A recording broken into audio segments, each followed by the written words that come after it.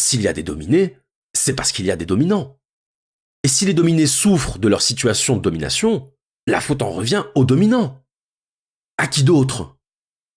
Eh bien, si vous pensez ça, sachez qu'il s'agit là d'un point de désaccord fondamental avec la thèse de la Boétie. Pour la Boétie, les responsables de la domination ne sont pas les dominants. Les responsables de la domination, ce sont les dominés. En d'autres termes, le problème de la domination, c'est nous. La théorie de l'émancipation de la Boétie tient en un raisonnement simple.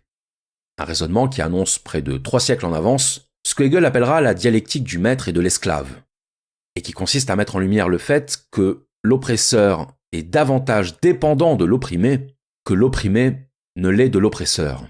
En d'autres termes, le pouvoir a davantage besoin de nous que nous n'avons besoin de lui. Pour la Boétie, la première cause de la servitude, c'est l'habitude. C'est parce que nous sommes éduqués à l'obéissance que la servitude est devenue pour nous une sorte de seconde nature. Nous acceptons que notre liberté soit bridée dès lors que nous y sommes habitués depuis l'enfance. Et en expliquant la servitude par l'habitude, la Boétie va à l'encontre de l'hypothèse généralement avancée pour expliquer la soumission des hommes à l'autorité, à savoir la peur. Pour la Boétie, la peur n'est pas l'origine de la servitude. La peur serait un motif suffisant pour obéir si les dirigeants étaient nombreux et lourdement armés.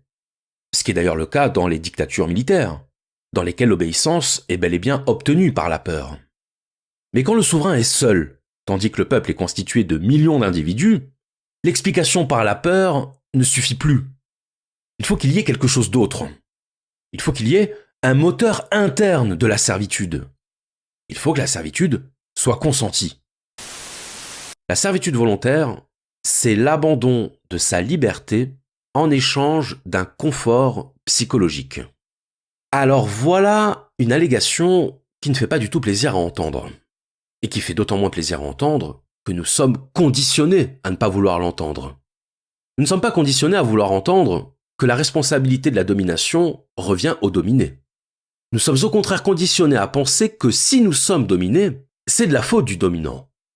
Et que s'auto-attribuer la responsabilité de notre domination, c'est ajouter l'injure à l'injustice.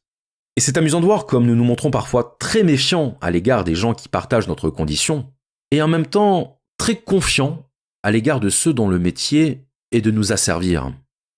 Ceux, comme l'écrit la Boétie, qui, avant de commettre leurs crimes les plus graves, les font toujours précéder de quelques jolis discours sur le bien public et le soulagement des malheureux.